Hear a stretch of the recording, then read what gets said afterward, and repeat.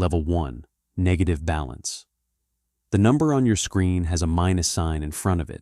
You stare at it like it might disappear if you blink. It doesn't. You overdrafted by $4. Just 4. A coffee you forgot was scheduled to charge. The bank doesn't care that it was $4. The bank cares about the math. And the math says you went under. $35. That's the fee. The penalty for being broke is that you become more broke. The fee is bigger than the mistake. You stare at it and feel something that isn't anger, just tired. Then another charge processes. A $7 subscription you forgot to cancel. The system sees you're already negative and charges you another $35. Now you owe $77 to a bank that just took $35 from a $4 mistake. You try to call. The hold music loops 3 times. A voice answers, reads from a script, tells you fees can't be reversed at this time. You ask for a manager. The voice says someone will call back within 48 hours. Nobody calls back. The next morning, your rent payment fails. The landlord adds a $75 late fee. Your phone bill bounces and adds $25 more. The $4 you couldn't fix is now $200 deep and growing in directions you didn't authorize. You skip lunch on Wednesday, not by choice.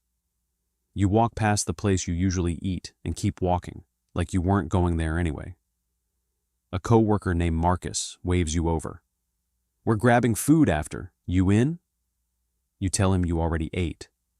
You didn't. Hunger at this level isn't physical. It's silent. The kind nobody sees because you've learned to perform full. Friday, you walk into the branch. The teller looks at her screen and her face changes in a way you've seen before. Not anger, not pity, something colder. You watch yourself stop being a person on her screen and start being a flag, a category, a risk score with shoes. You leave without saying what you came to say, because somewhere between the $4 and the unreturned call and the unpaid rent, you stopped feeling like a customer. You started feeling like a problem. The first rule, when you're broke, the penalty for being broke is becoming more broke, and the bank charges it automatically. Level 2, $200. You're not negative anymore. You pulled the account back. 20 hours of overtime to make $200 stay positive for 1 week. You did it. Nobody clapped. Nobody noticed. The bank notices, but not in a good way. The maintenance fee hits anyway. $12, sometimes $15, quietly withdrawn. The minimum balance to avoid it is $1,500. You don't have $1,500, so the fee stays. You are paying a bank to hold the money you barely have. You log in and watch it disappear overnight. No warning, no notification. The system doesn't explain itself. It executes. You apply for a credit card. They offer you a secured one. You have to give them $300 of your own money so they can lend it back to you and charge you 24% for the privilege. You read the offer twice. They want collateral from you to extend you credit from your own pocket. You don't take it, which means when your tire blows on a Tuesday morning, you can't put it on plastic. You ride the bus 3 hours to work. Your manager doesn't fire you. He just looks at you a little longer than usual. You walk into the branch to ask about the fee. The teller is helping the customer ahead of you, smiling, asking about their kids. When you step up, the smile changes, becomes professional, trained. The energy in the room shifts, and you feel yourself become a different category of person without anyone saying a word. She processes your request in 40 seconds. Doesn't ask if there's anything else. Doesn't tell you to have a nice day. The next person walks up, and the smile comes back. You walk to the door and feel something you've never been able to name. You weren't refused. You weren't insulted. You were just moved through, like luggage on a belt. You didn't change. The number did. The second rule, at $200, the bank doesn't see you as a customer. The bank doesn't see you at all. You exist on their books. You don't exist in their attention. Level 3, $2,000. Something shifted. Not in your account. In the way the bank looks at you. Your direct deposit hits every 2 weeks. $1,600 after taxes. Consistent. Predictable. The pattern you've held for 6 months is the only thing about you that interests the system. The maintenance fee disappears. Not because you asked. The system saw your direct deposit and waived it automatically. The first time it happens, you check 3 times to make sure. The same fee that drained your account for years just stopped existing. Nothing changed except your behavior matched a profile that earns the bank money. So they let you keep yours. The credit card offers start arriving, real ones this time, not secured. Actual cards, $2,000 limits, 22% interest. The same institution that wouldn't approve you 8 months ago is now mailing you envelopes with your name printed in metallic ink. Pre-approved, like you became someone else overnight. You apply for one, approved in 90 seconds. The same system that ignored you at 200 just said yes to you at 2,000.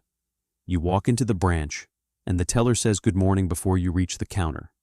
Not the smile she gives the wealthy customer, but not the silence she gave you at 200 either. Something in between. Recognition without warmth, service without effort. The middle ground where most of the country lives. You apply for a small loan. $5,000 for car repairs. Approved in 48 hours. The rate is 11%. Not great, not terrible. The process worked the way the commercials always promised it would. And you realize something nobody tells you. The bank doesn't care who you are. The bank cares what your account looks like. And at $2,000, your account looks like something they can sell things to. You didn't change. The number did. The third rule, at $2,000, you're not invisible anymore. You're not respected either. You're profitable. Level 4, $15,000. You log into the app and notice the credit limit changed. $4,000 became $9,500. You didn't ask. You didn't apply. The bank just decided you were worth more rope. The next morning, you get a call. Not automated. A person. The bank assigned you a relationship banker. He says his name twice, David, and gives you a direct line. He asks about your goals, your timeline, your savings. He wants 15 minutes to do a review. The same institution that put you on hold for 40 minutes at $200 just dialed your number first thing on a Tuesday. The interest rate on your next loan drops. You buy a used car, and the dealer pulls your credit. The rate that would have been 11% at $2,000 is 6.8% at $15,000. The price of money got cheaper. Not because you negotiated, because you stopped being a risk. A fee shows up on your statement, $32. You email David. 3 hours later, it's reversed. No form, no phone tree, no script. Just a reply that says, taken care of. The same fees that drained your account for years are now optional. The system didn't change. Your tier did. You start getting emails with your name spelled right. Subject lines with your first name in them, small touches. The bank is courting you now, not aggressively, subtly. The way someone treats a person they don't want to lose. And you realize something that was hidden from you at every level below this one. The bank wasn't cruel to you when you were broke. The bank was indifferent.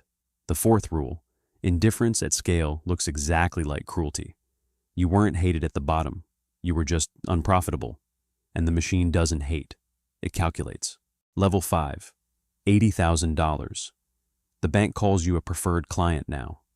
The word shows up on your statements, on the welcome screen when you log in, on the email signature of the man who handles your account. You didn't earn the title. The number did. David becomes a real person now. He knows you have a sister in Chicago because you mentioned it once, 9 months ago. He emails on your birthday. Not automated. Written. The detail isn't an accident. It's training. The bank teaches him to remember small things because small things keep accounts. You walk into the branch and someone stands up to greet you. Not the teller. Someone with a nameplate and an office. They guide you past the rope line where everyone else waits. The same line you waited in at $200. The line you didn't know existed because you were standing inside it. A pre-approval letter arrives. Not for a credit card. For a $400,000 mortgage. The bank decided what you can afford before you decided to buy a house. They want the loan before you've even chosen the property. Then you get a call from a competitor bank. They offer to match your rates and beat them on a savings tier. You mention this to David. He calls back within the hour with a counteroffer. The institution that ignored you for years is now competing to keep you. You didn't change. The number did. The fifth rule: at $80,000, the bank doesn't see you as preferred. The bank sees you as worth defending. Level 6, $500,000. The bank stops being a place you visit. It becomes a service that comes to you. David doesn't email anymore. David calls. And when he calls, he isn't asking how you are. He's asking when you'd like to meet his colleague, the one who handles wealth management. The colleague drives to your office, not the other way around.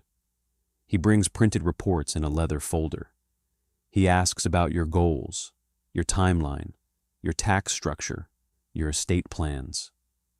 The conversation lasts 90 minutes, and at the end, he doesn't try to sell you anything. He leaves a card and says he'll send a follow-up. The selling already happened. You just didn't notice it. You're not being offered products anymore. You're being consulted. And the difference matters. A product is something the bank wants you to buy. A consultation is something the bank wants you to need. And needing them is worth more over time than buying from them once. You call about a wire transfer that froze. Someone answers on the second ring. No hold music, no script. The problem is fixed in the same conversation. The same call would have taken 3 hours and 4 transfers at $2,000. You attend a private dinner the bank hosts. 8 clients, a guest speaker, a view of the city you've never seen from this angle. Nobody mentions money the entire night. Money is the table, not the conversation. The 6th rule: at $500,000, you're not a customer. You're an asset they protect. Level 7, $5 million. Private banking. The phrase sounds the same as wealth management. It isn't. Wealth management is a service. Private banking is a relationship. And relationships don't follow rules. They negotiate them. You don't have a banker anymore. You have a private banker. A title that means something specific inside the institution. He manages fewer than 20 accounts. Yours is one of them. He knows your kids' names. He knows about the foundation you're thinking about starting, because you mentioned it over coffee last March. The interest rate on your mortgage isn't published. It's negotiated. The investment minimum on a private deal is waived because the relationship justifies it. Paperwork that takes a regular customer 2 weeks gets handled in 48 hours because someone was told whose account it is. You walk into a branch you've never visited, and they know your name before you sign anything. A different banker stands up to introduce himself. The system has flagged you across every location, not because of fame, because of position. You exist in a database that prioritizes you before you ask. You sit in a conference room with no logo on the door. The table is one piece of wood. The deal being discussed is a private investment that won't appear on any prospectus. The room exists because clients like you exist. The room only opens when the relationship justifies it. The 7th rule: at $5 million, the bank stops following its rules. It bends them for you. Level 8, $25 million. You don't have a banker anymore. You have a relationship. And the difference between those two words is the difference between this level and every level below it. Your relationship is a named line item in someone's performance review. Losing you would matter to careers. The institution doesn't compete to keep you. The institution organizes itself around not losing you. 3 people inside the bank exist, partially because of your account. They don't know that. You don't either. But the math is real. The deals are bespoke, not a menu, not a brochure, sentences written for one client. The interest rate on a loan is negotiated in a phone call. The terms of an investment are drafted to your timeline. You don't apply for things at $25 million. Things apply for you. Investments are brought to you before they're publicly available. Deals are structured around your participation before you've agreed to participate. But the real shift isn't access. It's influence. The bank doesn't just serve you. The bank consults you. The chief investment officer asks for your opinion on emerging markets. The head of private banking flies out to ask what their next tier of clients should expect. You're shaping the institution that once charged you $35 for being broke. The eighth rule: at $25 million, the bank doesn't have a customer. It has a partner, and the partner has a name. Yours. Somewhere right now, someone has a minus sign in front of their balance. They overdrafted by $4. A coffee they forgot was scheduled to charge. The fee hits within the hour, $35. They stare at the screen in a dim room, one lamp on, and feel something that isn't anger, just tired. They try to call. The hold music loops. A voice answers, reads from a script, tells them fees can't be reversed at this time. They don't know yet that the system isn't broken. The system is working exactly the way it was built to. The same institution that will one day fly out to ask their opinion on emerging markets is, right now, charging them for not having enough. You didn't change at any level. The number did. The bank doesn't change at every level. The bank reveals what it always was. You are the same person at every balance. The bank just decides who you are by what's next to your name. And somewhere, right now, a teller is watching a screen change, and her face is changing with it.